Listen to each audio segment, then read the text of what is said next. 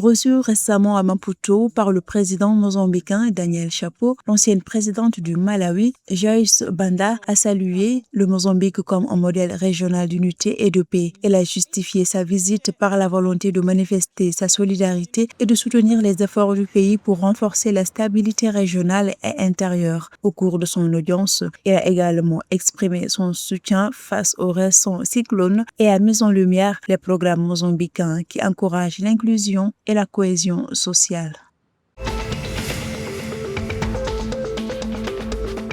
Le gouvernement mozambicain a annoncé mardi 24 février sa décision d'intensifier ses efforts pour appliquer les recommandations du Fonds monétaire international. L'objectif est de consolider les bonnes pratiques de gestion, d'administration et de transparence. Ces mesures adoptées en Conseil des ministres visent à améliorer l'organisation du pays et l'accès aux dispositifs de soutien malgré les défis. Le Mozambique progresse comme en témoigne sa sortie de la liste grise du groupe d'action financière GAFI en matière de lutte contre le blanchiment d'argent.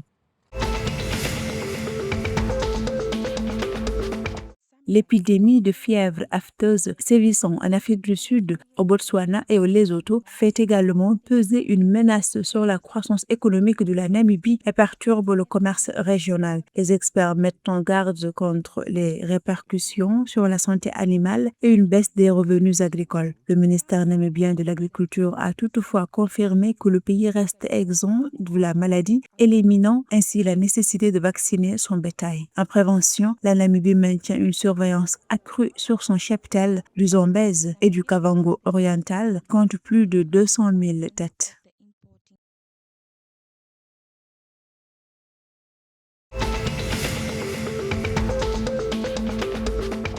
Les dirigeants de la SADC appellent à davantage d'investissements dans les énergies renouvelables pour réussir la transition énergétique régionale, soulignant la vulnérabilité du système actuel face au choc climatique.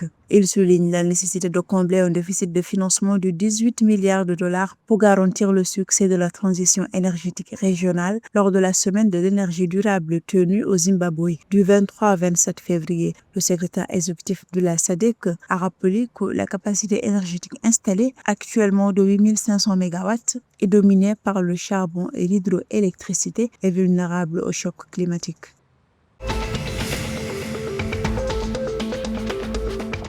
En Afrique du Sud, les Mamelodi Sundowns reprennent la tête du Betway Premiership Ligue de football professionnel. Leur victoire 1-0 contre Amazulu le 24 février grâce à un but de Marcelo Allende à la 84e minute leur permet d'accumuler 38 points. Bien qu'à égalité avec Orlando Pirates, ils se positionnent en première place au bénéfice des buts. Après leur récente élimination en huitième de finale de la Nedbank Cup, l'entraîneur avait surpris en alignant 10 nouveaux joueurs dans l'équipe de départ.